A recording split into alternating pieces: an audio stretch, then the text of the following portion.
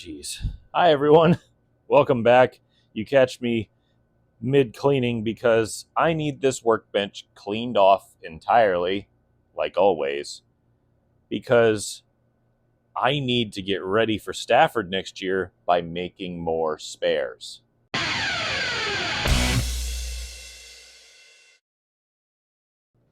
If you're new to the channel or a returning viewer or subscriber, thank you so much for watching. You have no idea how much I appreciate it. It really goes a long way if you've subscribed, if you've shared me with your friends, if you've shared me to groups on Facebook. I appreciate every single thing that you all do for me. You don't owe me a single thing, but I owe you everything for how much you've helped me along the way, even in the smallest little way. And like I said, I can't tell you how much I appreciate that. You know, we're creeping towards the 1,000 mark. Hopefully we get there someday. It's been a really long grind. I don't remember how long I've been doing this for. I've been doing this for I don't know, probably 3-4 years, and I've only gotten to this point. But I'm trying to give back to short track racing, and if I can prove to everybody that, yeah, you can do this stuff on your own, well, maybe it'll grow the sport and maybe it'll be a little more healthy. I know times are kind of tough right now, and, you know, I would talk politics, but that's not what we are about here. We're not. We're about fun, and we want to have fun, and that's what racing is, and cars are, and everything here is fun. So we're going to continue to try to have fun. By the way, little disclaimer, if you're watching this right now, I have already had eye surgery. And I had it for the first time last August, where I tried to get my eyes zapped and not have to wear these anymore. Well, unfortunately, I apparently fell in the 2% of people who don't get it right. So I had it done a second time, and let's be fair, fingers crossed that went well, because it should have went right the first time. But if anybody knows my backstory, I had eyes that were so weird and off that I couldn't even get glasses. Now I can buy them for $30 online, which is a huge step forward. But the whole point was to get rid of them. So I made this video to kind of fill in the blanks for when I'm down and out recovering from eye surgery. So let me show you what we're going to be doing this week in preparation for next year. By the way, the keen-eyed observer will notice that I am wearing the finest in New England spring and late summer/fall attire, the sweatshirt and shorts. If anybody is from New England, they know exactly what I'm talking about. So yeah, I know it's a complete mess here. I just cleaned it, then I thrashed to get the car ready, then it was dirty again. So wonderful. And I need a lot of room because I'm going to be rebuilding 2 transmissions. And probably because this video was shot before I took this car to practice, which I don't even know the result of, I have to probably pull that transmission out, because if you recall from the last episode, I tried to put the transmission yoke in, and it would only go in about this far. It's supposed to go all the way, which it does on this transmission that was in there that I just rebuilt. So I'm kind of thinking there might be a problem with the tail shaft of the transmission that's in there. I'm kind of wondering if I can use this as some kind of a visual. I'm kind of wondering if this got twisted a little bit at like a very specific spot, like about right here. So it can't really go past it.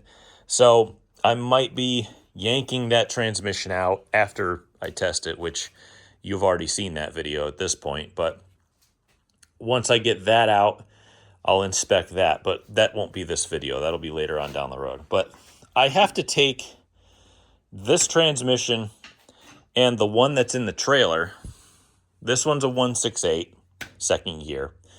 It's a 3-speed Saginaw. That one in there is a 3-speed Saginaw as well. It's a 1:8:9 ratio. And you'll see I have these 2 boxes, and you've probably seen these 2 boxes in the background of my videos, at least the last 2 videos. Well, these are gear sets. And basically what I'm going to be doing is I'm going to be taking these transmissions, draining the oil out because well, I had them ready to go, so they've got fresh oil in them. And I'm going to be swapping the guts out because the trail housing is fine. The regular housing is fine. You know, the main body. Everything is fine. It's just, you know, it's the wrong ratios. Stafford, where we're going, they require you to run, and I don't get it, but, you know, I know there's some sort of reasoning behind it, so I just kind of do it, and it's possible for me to do it because I can still buy the gears. One of the transmissions, I'm going to have to swap one of these out, so I bought that on eBay.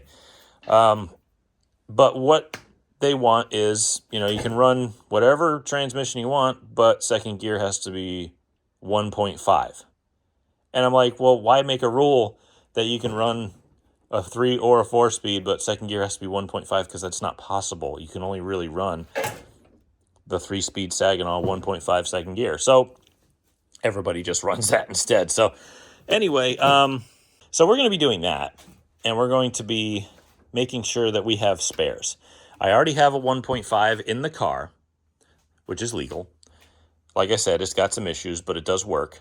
So we're going to create this one and the one in the trailer, do both of them. We got 2 spares, not just one. As if I couldn't be any more New England. There's my morning Dunkin'. Let's get to work cleaning this damn thing off so that we can get some transmissions built.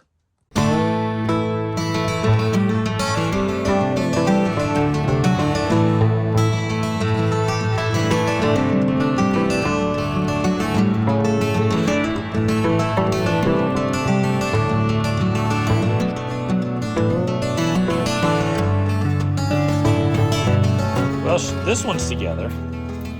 I'm going to put it in second gear and paint a couple lines on here just to show you all how you check for gear ratio.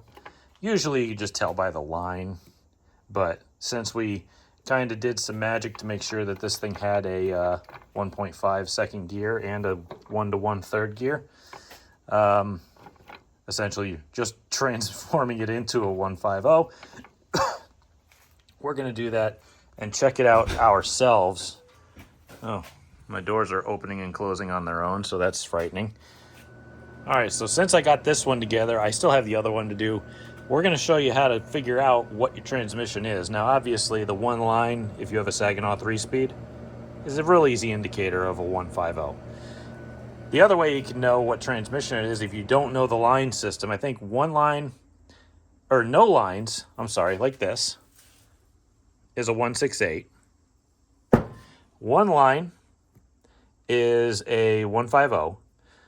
2 lines is like the weirdo one. That's the one that nobody ever finds. It's the 184. 3 lines, like here and here, is a 189 second gear. All those ratios are second gear, which matters because, well, if you're dropping it into high gear to shift on restarts, obviously the lower the better. So you can get away with a 168, but at Stafford apparently you can't. So what you do is, I made a mark on the tail shaft. I made a mark on the input shaft. Now, to figure out what the ratio is, and I'm pretty sure this is how you do it, you spin the tail shaft twice, all while counting the rotations up front. So I got 1 there. There we go. Oh, wait, hang on a second. Is it twice or is it once? I think it's once here and count the rotations there. So let's go with, all right, we got 1 there. And that's lined up there. Yep, we are exactly at a half. So lined up here, 1/2 there. And if you want to really confirm that it's a 1.5, go 1 more rotation. That lines up, and that lines up. Simple. You know, if you guys haven't seen my video on how to rebuild these, it was my first video when I revived my YouTube channel. Maybe I'll remember to put it in the corner. Doubt it. But go back and look through my catalog if I don't. Now, what you do with these covers, okay, really important because you can break these really easy. Number 1, make sure that the teeth line up with the selectors. See how they're in the slots for the selectors? Like, you can see the gear selectors right there have little slots in them.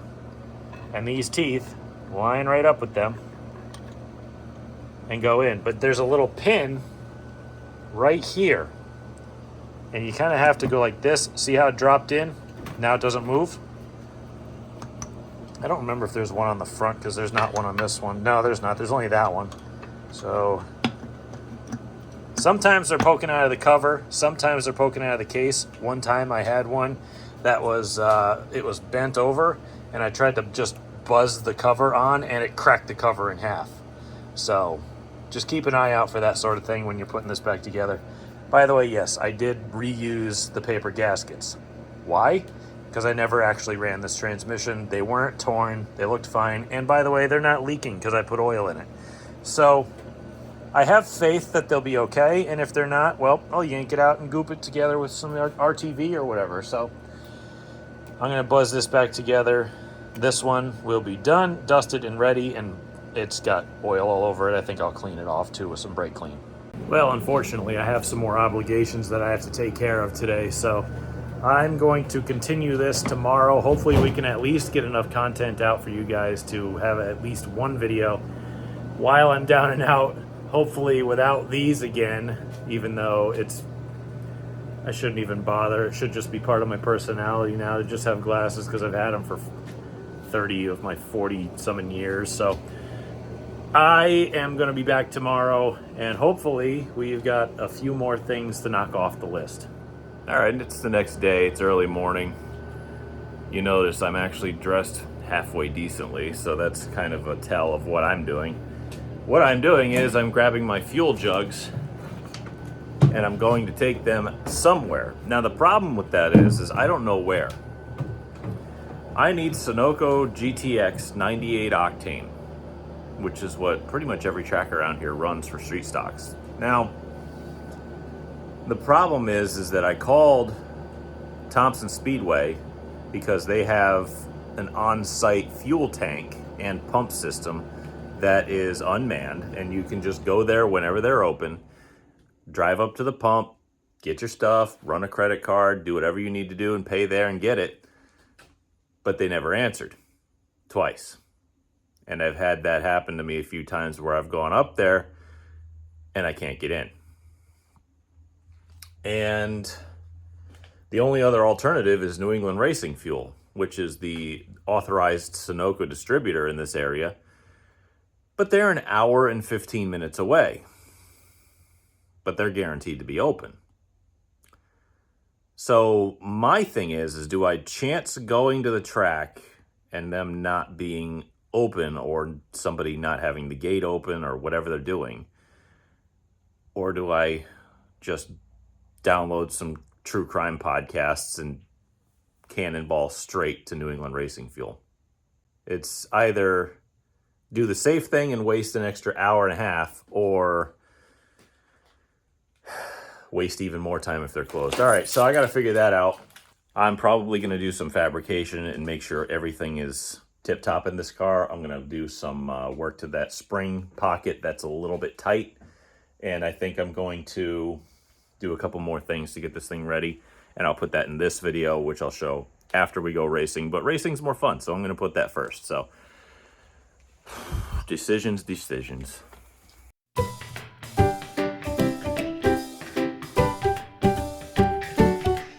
I'm finally back. I lost my hat. No idea what happened to it. But I got 2 full cans of fuel out here. I also picked one up for my brother. But with the car right now, we have to start with... I really wish I could find my hat. But we could start with this thing that I got from Amazon, which is the foil tape. That is the high temp stuff that's for HVAC use. That's going to be perfect for duct taping this to the radiator, which I've been waiting for. And we got to swap the carburetor and add water to the motor to make sure it runs. So there's a little bit of a process for me, and that'll take up a little bit of my time while I wait for my kid to get home from school. So let's get to swapping some stuff and taping things up and looking for my hat, which, God, this is bad.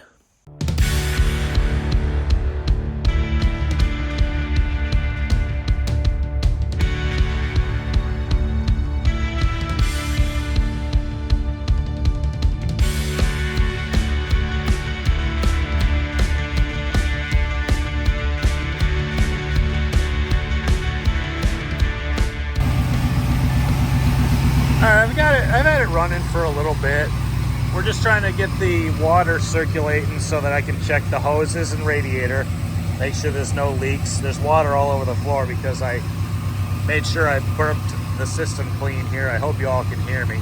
That's my brother's carburetor. I had to borrow it because mine's kind of acting up, but to test it, it'll be perfect. His was great. Mine fell apart, but I'm just making sure everything is hunky-dory, getting the new exhaust burned in. About 160, no fans, been running about 10 minutes, just kind of idling. I'm setting the idle mixture screws in the idle and everything seems to be pretty good. I think we'll be all right here. I'm actually doing that right now, but I don't know where my screwdriver went. I'll just use this one. Just kind of checking stuff. See how she bogged down? If I go half or a quarter back, no real change. That's good. Tell you what, it's nice and quiet with the exhaust run all the way to the back.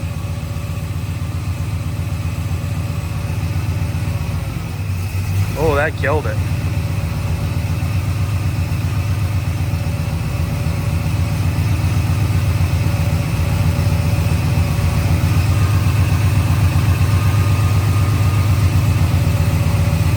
I'll leave it there. That's fine. Other than that, I don't see any leaks so far. She's, getting up to temp, making sure everything's good. I'll definitely tell if it overflows or starts spitting water out. What a clean running thing. I don't even have any smoke killing me. It's been pretty good. You can see it rolling out of the garage, but, going well. All right. Pardon the fan noise, but man, that stuff is sticky. This was recommended to me by Phil, my buddy, podcast host, all sorts of stuff. Nashua 324A.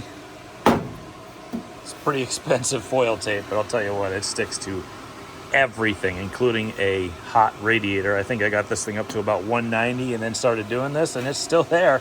So, you know what? If it holds the ducting to the radiator, that's the best way to do it because then you're not getting any air pockets. So, all right, ducting looks like it's pretty done. And if the standard duct tape blows out, I'll just replace it with this sticky garbage. So, it's not garbage. Air cleaner's back on. I could use a good cleaning of the air cleaner.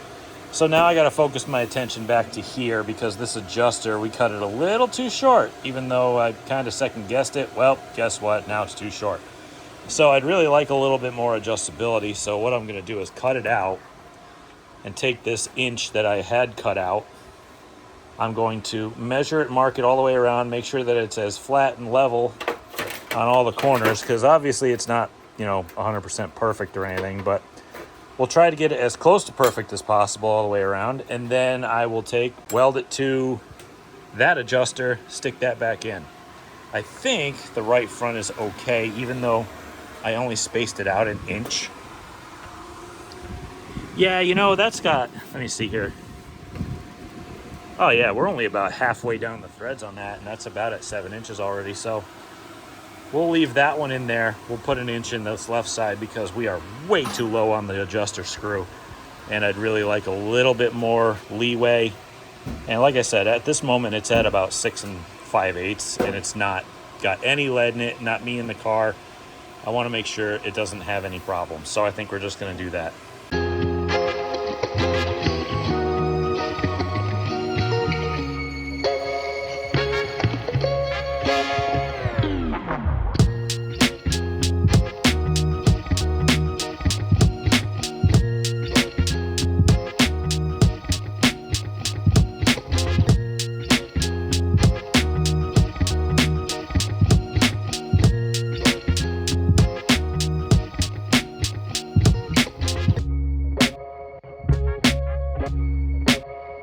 So I got the adjusters in.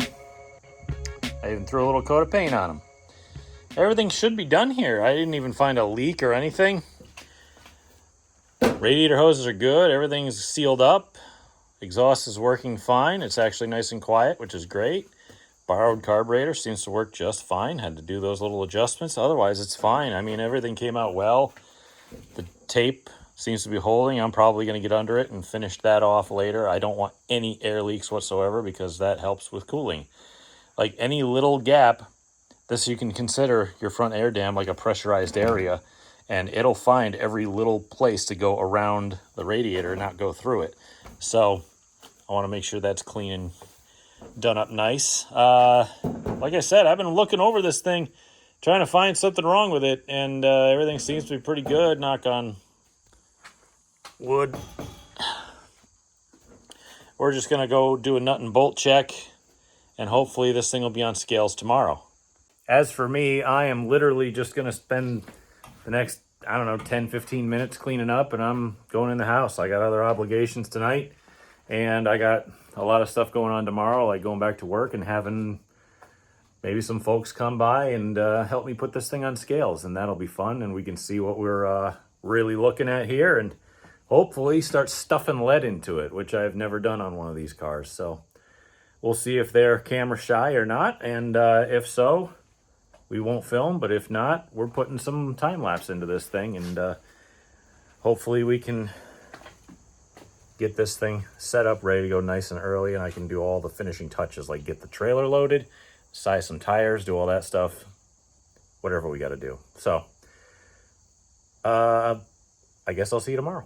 All right, guys, it's the next day, and I'm kind of rushing because I got to get this thing off the stands and get it onto scale blocks so that we can get the scale in it, because I got a couple people who are top secret setup guys coming, and I got to have this thing at least somewhat ready for setup because, well, I don't want to leave them here all night just kind of sitting there with the thumb up there, because I wasn't prepared. So I'd like to be prepared for them and make sure it goes smoothly, and hopefully we can get that done because, again, I don't want to be rude or nothing. So I'm trying to find a place for everything in here, but good grief, there ain't enough room. So I'm going to try cleaning this up, and once I get to putting it on the ground, I'll throw it on time lapse and pray that it goes well.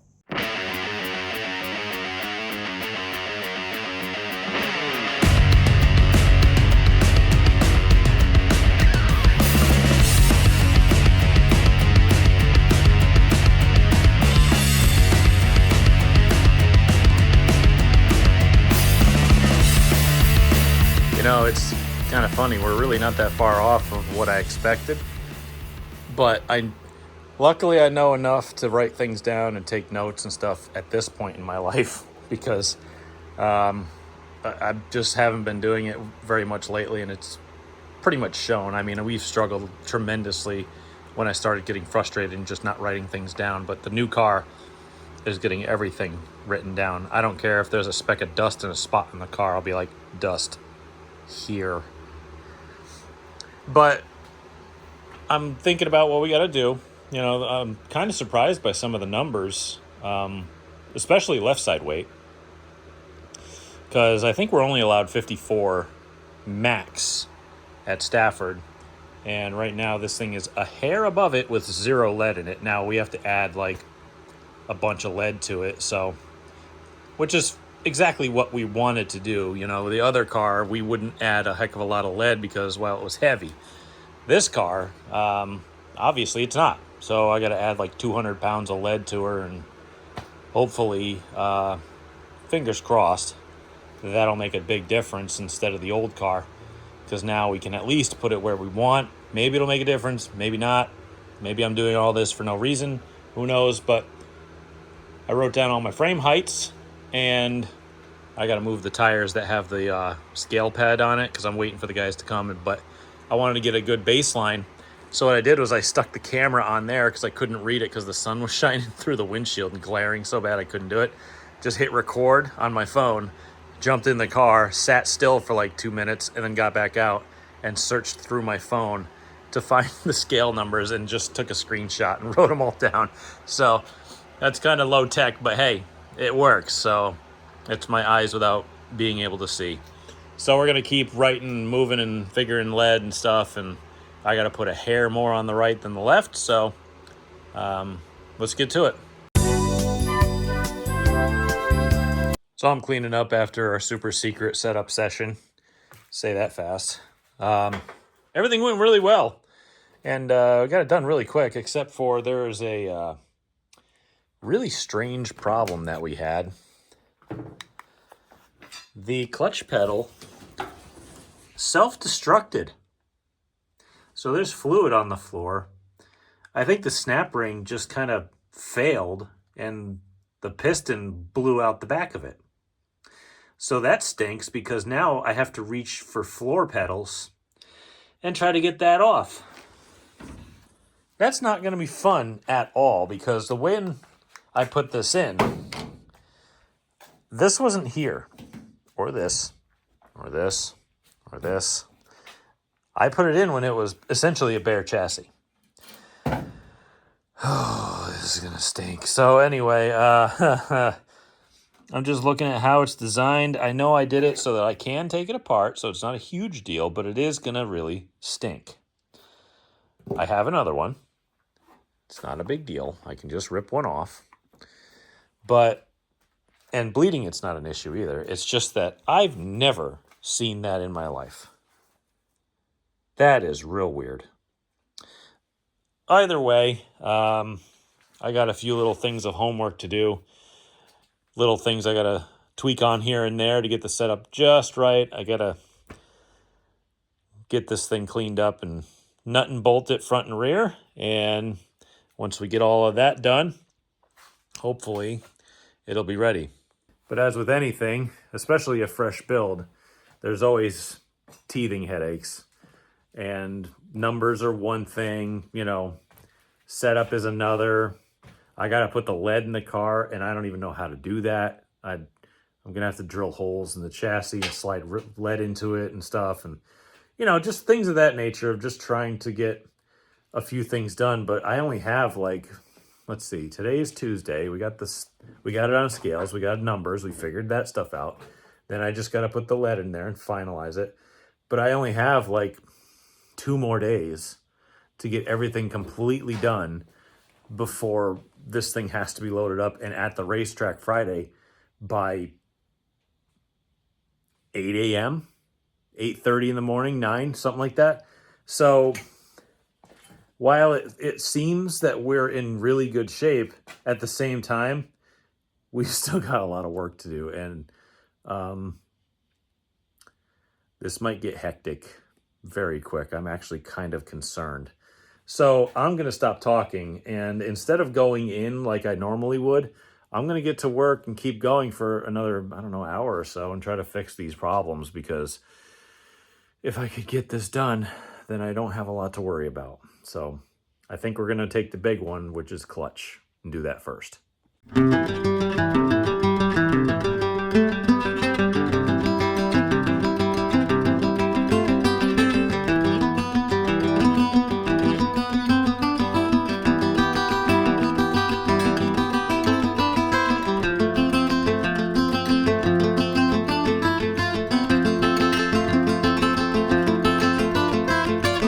My camera battery died. It took so long. So we got it out, which I definitely had to remove a panel over here, but there's so much brake fluid and crap down in that area now that I'm literally just going to empty a can of brake clean in that area and use the blowgun to just blow everything out, start fresh and scratch, and wipe the entire interior down with brake clean because it's melting all the paint off the floor. So definitely did not expect that to happen. Oh, I left my light on. Let me just do that. All right. And then I pulled this thing out, and it was catastrophic for no good reason. Here's the snap ring that retains the piston, and it is, as you can tell, bent. I don't have any clue why that would be that way. So I'm just going to take this whole unit, and I don't know if I could rebuild it. I don't know if I really give a damn about rebuilding it at this point because it's a 3/4 and I never go through those. If you rebuild it, you get a new stem, you get a new plunger, you get all that new stuff. I might have a spare stem, so I might even just shove the plunger back in with a new... That's a rebuilt 1-inch. Okay. I have my backup one that's out of my old car. It's still in the swing assembly. So I'm just going to rip that out and throw that one in when I get a chance. But judging by the state of me, it is, well, let's just say I have an alarm to remind me when I go to sleep so I can wake up for work the next day. And, well, that went off, I don't have a watch, a while ago. So I'm going to go clean myself up, get a good night's rest, come back tomorrow. As soon as I get out of work, we can get that new master in and bled in less than an hour, and then we can get to work on all the other stuff that's very important, like getting the lead in the car. So let's get the lead out by getting out of here for tonight, and I'll see you tomorrow. Okay, I got today and tomorrow left, and I got to get the new master cylinder in. I got to get that whole thing buttoned back up. I got to figure out how to get more out of the right front. It's, you know, and I got to finish putting the lead in. It's going to be a whole process. I mean, I got some stuff to do the lead. I don't know if I'm looking at the car right now. I don't know if it's going to be good enough or not, but we're going to try and get real creative. I came up with some ideas on the way home from work, so I got to just throw this thing on time lapse and get to work because, I mean, I'm probably going to be in here all night long. And I'm not too concerned with some stuff. Like, if I don't get everything out of the right front that I can, we'll just send it, you know, we'll just throw it on the racetrack and hope for the best. But like, we really want to kind of get to the numbers that we want, and it's like, well, it's not there yet. So I got to figure something out real quick. And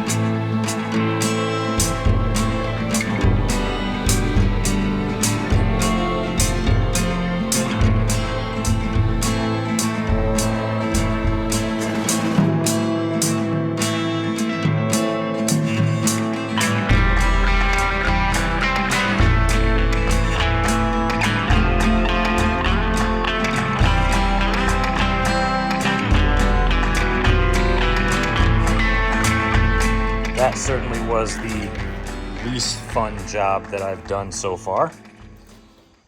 Yeah, put floor-mounted pedals in, my idea says. That was awful.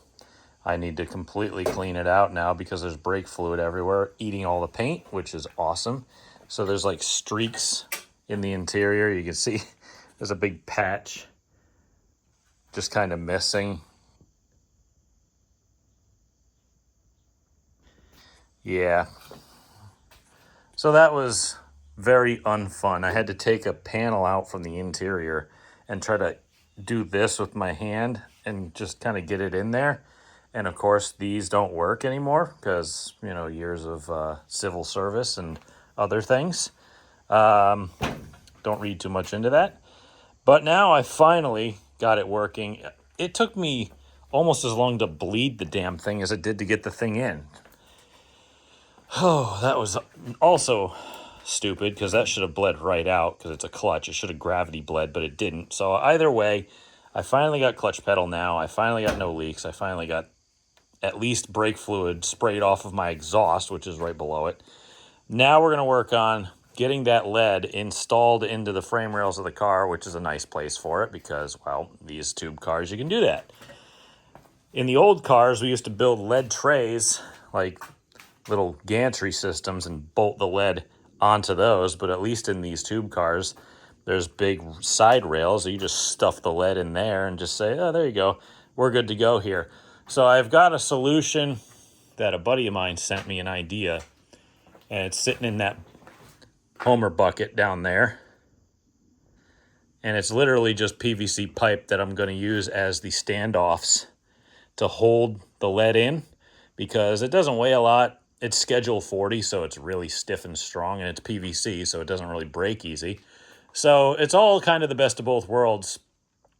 I got to get under the car and drill holes into the chassis at the very end so that I can put a bolt through. I'm going to slide the lead in, put those PVC pipes in as a bridge, cut them off flush. After I've drilled the holes through, we'll drill the holes through those pipes. I'll probably use some kind of a bolt or threaded rod to hold it in place. I even have caps for those so that it's completely flushed off towards the lead so nothing can even come out. Not that it would. I'm just taking extra precautions if necessary. But that's the next job, finally.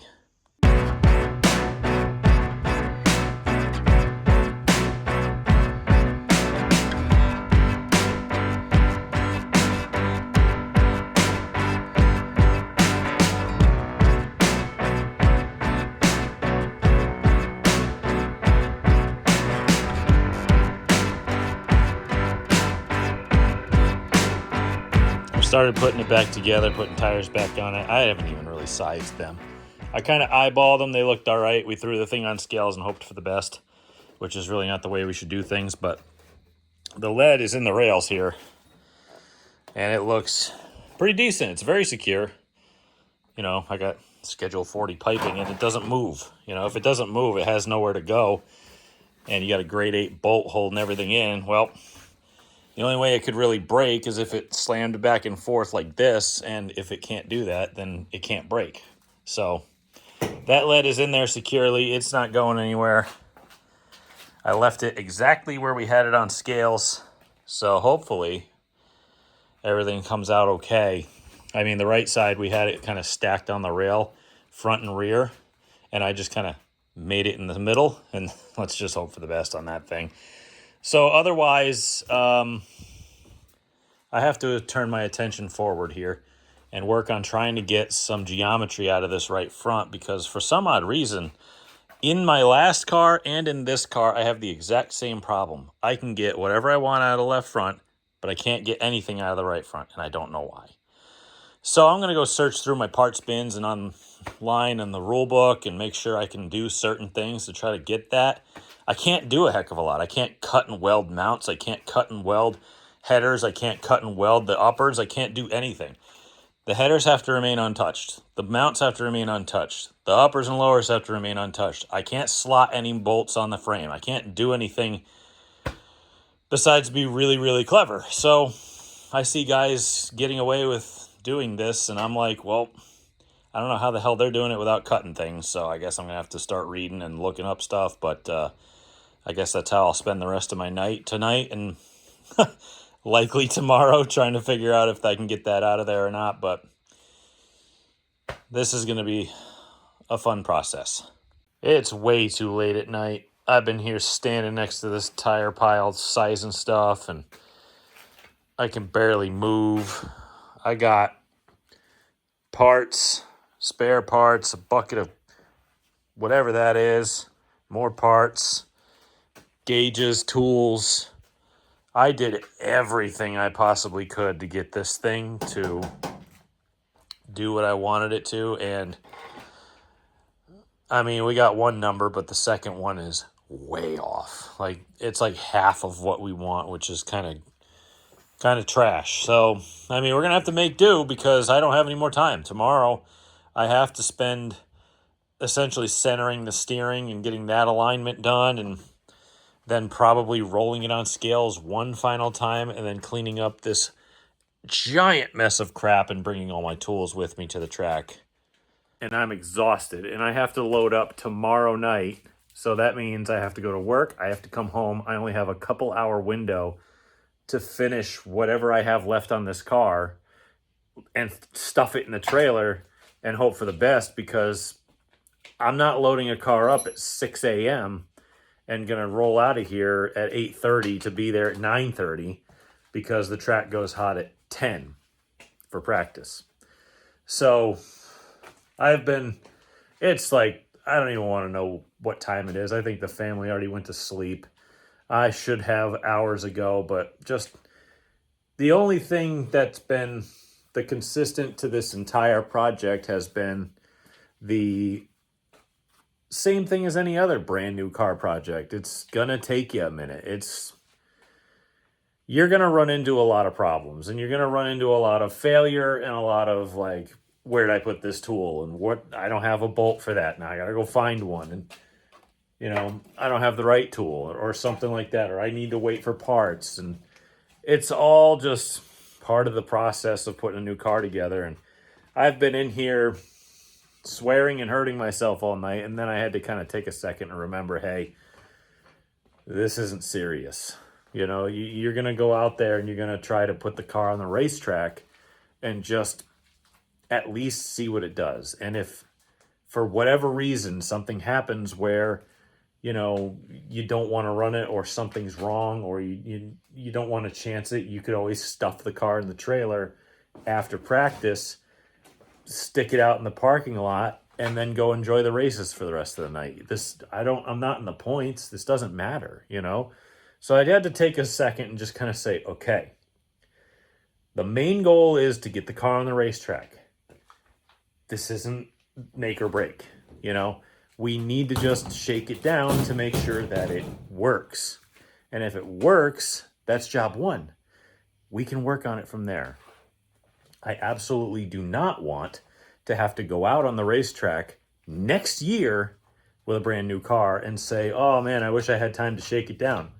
That's what this is for. You know, this is not serious. And I just got to kind of remember that. So, all right.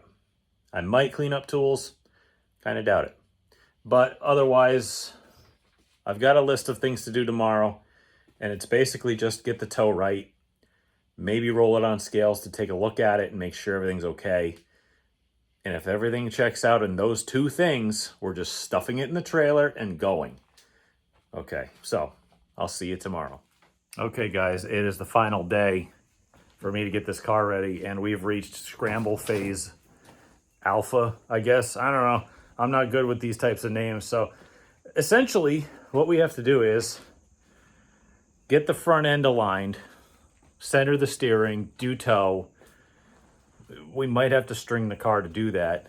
Put it back on scales and essentially make sure the numbers are correct, and have it in the trailer with the trailer loaded and hooked up to the truck in,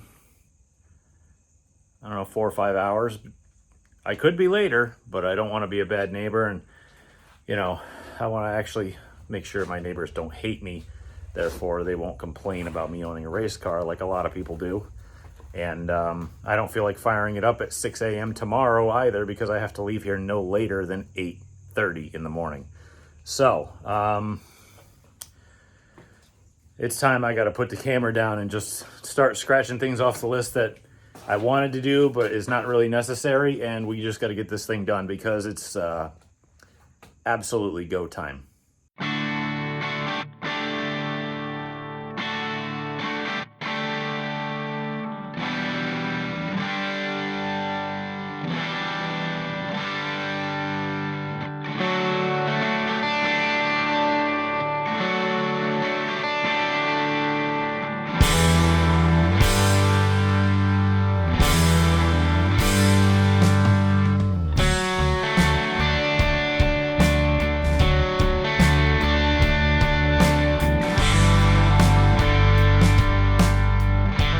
Trammel bar strikes again. We strung it off the right side and made sure that this was straight, and heck, it's the straightest I've ever seen a car. So I mean, we're already in good standing here. So, you know, we're within less than a 1/16 of an inch down both wheels, so that's pretty dang good for a tape measure reading. Then I said, you know what, I'm not going to bother setting up the strings and trying to do that for the left side. I'll just keep the steering shaft locked off, which is what I did. After I centered the steering, I locked the steering shaft off with my 2 vice grip trick, put it back on turning plates, set the toe off the right side, and I adjusted the left side. So should be good to go now. Now all we have to do is, well, what I really want to do is I want to get the car in the air, and I want to service a little bit. I want to get the rear tires sized. I want to figure out what we got there. And my unfortunate thing is I don't have any tire inventory for what we're really running. I think I have right side tires, but like nothing for the lefts. But, you know, we can always make do if necessary. And ever since COVID, these tires, any tire, tends to have different construction in them, and they shrink or stretch depending on what the air pressure and usage is. I've seen tires shrink or stretch up to 2 inches. It's really bad.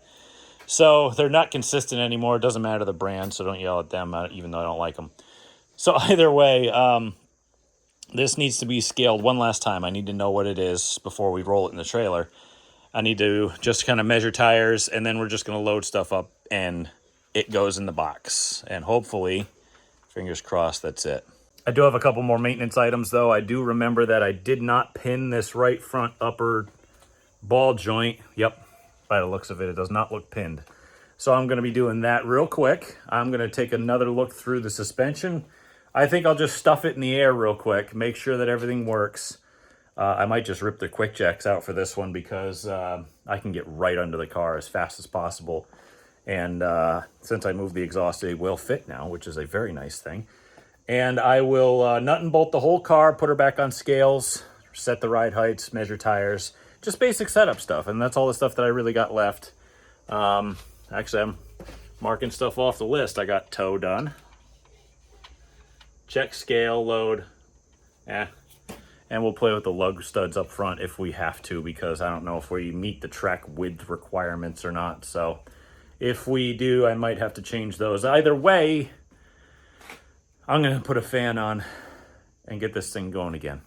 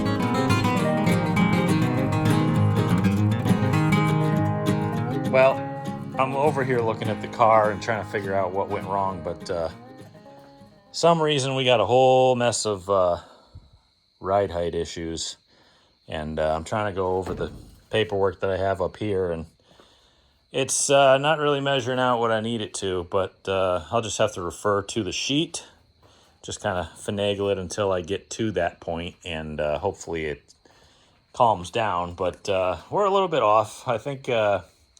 I think we had to pick the left front up a hair, like a very small hair, and it ended up being a little more than expected. I guess that one turn was a little too much. So I'm going to spend probably all night trying to get this together, and probably get mad and eventually swear off race cars altogether. And we'll get back to you as soon as I can. It is far too late. I did not expect this to take this long. It's well past my self-imposed curfew for driving the car into the trailer under its own power. But after all that work and all that hard effort and all those blood blisters and broken fingers and cuts and scrapes and bruises, well, I got it back to the frame heights we were looking for. I got it back to the weights we were looking for. I got it back to every setting that we wanted to get out of this thing. Don't know what happened. I think, honestly, I think one of the front springs got hung up in the pocket. There's a little lip on the inside of the screw adjuster, and I think it had moved into the screw that's this, I'm trying to show you, but I don't have one hanging around here. Nope, those are jack and bolts. So the screw adjuster is essentially a big hollow tube with threads on it, and the lip is really small, and I think it got hung up on the lip, and it was hanging up by about 1/8 of an inch. So the ride height on I think both the fronts were screwed up. So when I did it this time, I took a hammer and just whacked the outside of the spring, and I think it came straight. So I looked at the book and what we did with the super secret setup guys, and I got every height to be about the same. It's very, very close. I got the weight numbers to be within a couple pounds of each other, and it took me all night, but it's here. I got to lock the sway bar down to wherever we set the thing, make sure that doesn't fall off because I forgot to use a nylock nut, and I think we're ready to load it. But I think that's going to be it for this video. It's going to be that behind the scenes look at how we got to the track. And this is kind of weird for me because I usually do things in chronological order, but since I had to go have eye surgery again and try to get rid of glasses again because I already paid for it over a year ago, I had to come up with something for you guys so that I wouldn't fall out of the algorithm or, you know, leave you guys hanging without footage. I like entertaining people and I like showing people what it's like to do this type of thing. And this has been an incredibly frustrating video and incredibly frustrating endeavor to try to get this thing right and get it to the track. But you know what? That's how it is sometimes. That's just how it is. And especially with a new car. I don't know how we did in the race, clearly, because this was filmed before then. But, you know, if I was psychic, then that would be better because then I'd know to show up or not. So, at any rate, thank you so much for watching and hanging in there with me. And if I skip a week after this video, I do apologize. But again, the recovery time might be longer than just a week. And that kind of stinks because I don't like being out of the shop or not working or doing things. I like working and doing things. I like keeping busy. But this has just beat me up really bad. I hurt every night. I have restless arms because they hurt so bad that I can't sleep. That's weird. Must be an old man thing. But I'm going to get this trailer loaded up, which you'll probably have seen in the last video. Either way, if you're not subscribed, please consider doing so. I just lost a couple because I think YouTube and Google went through and got rid of a bunch of bots that might have been subscribed to people, which is good. We don't want that type of stuff. I want real people watching my videos. So tell your friends if you think they'd enjoy this type of thing. A lot of short track racing stuff. There's going to be cars in the future, trucks or whatever. I have other cars and other content I can do on here, but thank you all again. I greatly appreciate it, and until next time.